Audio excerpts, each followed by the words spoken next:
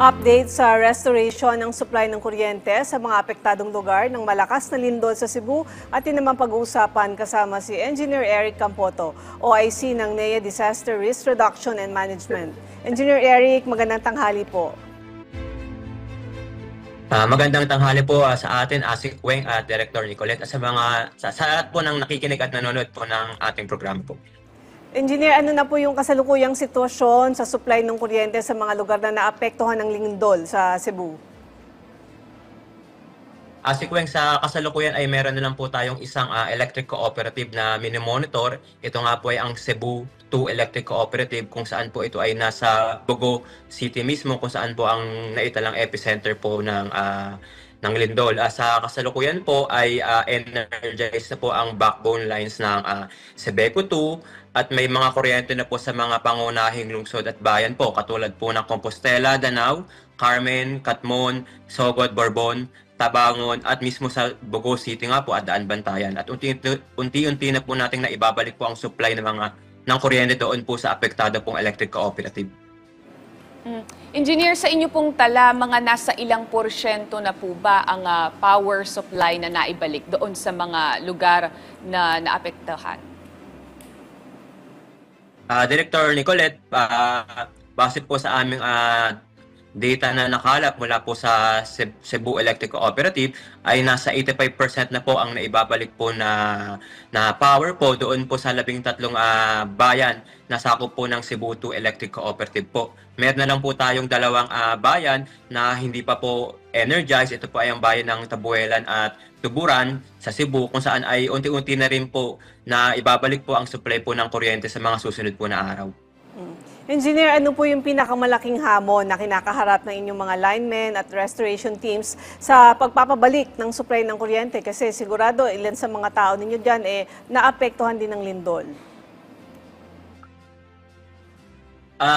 Sa kasalukuyan po, Asik Weng, ay base din po sa report na aming nakalap ay minimal lang naman po ang naging damage po sa mga linya po ng kuryente po ng mga electric cooperative, especially po sa Cebu 2 Electric Cooperative. Siguro po ang pinakamalaking hamon po siguro dito sa aming restoration ay yung mga pagkakaroon po siguro Asik Weng ng mga aftershocks kung saan kasi po pag malakas po baka po temporarily stop po yung aming restoration efforts, pero ganun pa man ay aming pong agaran pa rin pong ibinabalik po ang supply po ng kuryente dito po sa ating mga kababayan. Paano po, Engineer, naman sinusiguro ng NEA na napaprioritize ang mga ospital at iba pang mga lifeline facilities habang ongoing pa po ang restoration ng power supply?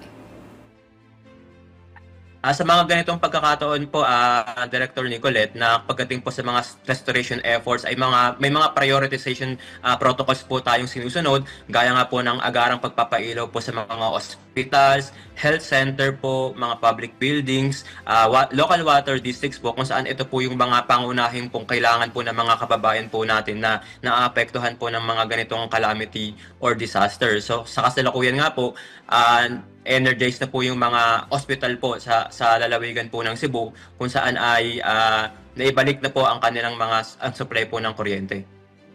Engineer, meron po bang mga pangunahing linya o power facilities na nasira dahil sa lindol at gaano kalaki yung epekto nito sa kabuuang supply? Asik Weng, based sa aming nakalap na data ay minimal lang po ang naging damage po sa mga electric cooperative at kasalukuyan po namin inaintay ang damage assessment po ng mga ECs, pero sa ngayon po ay wala pong report na malaking pinsala po sa mga linya po at facilities po ng mga electric cooperative. Sir, ano po ang target time frame ng NEA para maibalik ang kuryente sa lahat ng naapektuhang lugar dahil sa lindol? Alam ko po, nasa 85% na po sa inyong tala. Apo.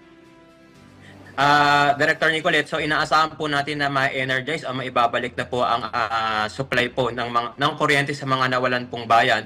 Ito po sa mga susunod na araw, siguro po kaya na po ito within this week na ma-restore po 100% po ang buong lalawigan o mga apektado pong mga bayan ng Sebeco 2 Electric Cooperative po. So sir, sa ngayon, paano naman tinutulungan ng NEA yung mga electric cooperatives na may limitadong resources para makarecover ng mas mabilis? Kweng, meron po kaming tinatawag po dito sa NEA na ESERF, yung Electric Cooperative Emergency Resiliency Fund, kung saan ay nagbibigay po kami ng calamity grant sa mga electric cooperative po na maaaring o napinsala po ng mga ganito pong calamity at disaster. Ito po ay grant o mismong ibinibigay po namin sa mga ECs na makakatulong po sa kanila na makabili po ng mga kakulangang kagamitan upang mas mapabilis po ang pag-restore po ng mga linya po ng kuryente na naapektuhan po nitong mga lindol o bagyo po. Sir, ano naman po yung contingency plan ng NEA para sa posibilidad na karagdagang aftershocks na maaaring muling makaapekto sa power restoration? Actually po, Director Nicolette, pagdating po dito sa aftershocks po ay nakahanda po tayo. Unang-una po, if ever malakas po ulit yung mga susunod na aftershocks ay pansamantala po muna nating ititigil yung restoration. Dahil nga po, ang gusto rin po namin ay safety po ng mga line workers na tumutugon po sa pag-restore. And after naman po nun, isina-check po natin yung mga facilities at mga linya ng kuryente na maaari pong naapektuhan din po ng aftershock. So, ganun po ang contingency ginagawa po natin at meron din po tayong tinatawag sa electric cooperative na emergency response plan nila and contingency kung saan ay nasusunod po ang mga safety protocols pagdating po sa mga ganitong sitwasyon. Okay, Engineer, mensahe nyo na lang po sa mga kababayan nating lubhang naapektuhan ng lindol. Sa ating mga kababayan po na naapektuhan po ng lindol at ito pong mga nakaraang na sakuna or bagyo ay makakaasa po kayo na ang NEA kasama po ang aming administrator Nani Antonio Almeda na kasalukuyan pong nasa Cebu po ngayon upang physical na mag-inspect po ng mga linya po ng kuryente ay agaran po ang aming aksyon na mapabilis po ang pagresponde sa mga maaaring mawalan o nawalan po ng kuryente dito po sa mga sakuna at amin pong pinagbibigay alam na kami po dito sa NEA ay handa pong ibigay na lahat ng pamilyang Pilipino ay may maliwanag at may kuryente ang kanilang mga tahanan. Maraming salamat po sa inyong oras, Engineer Eric Campoto, OIC ng NEA Disaster Risk Reduction and Management.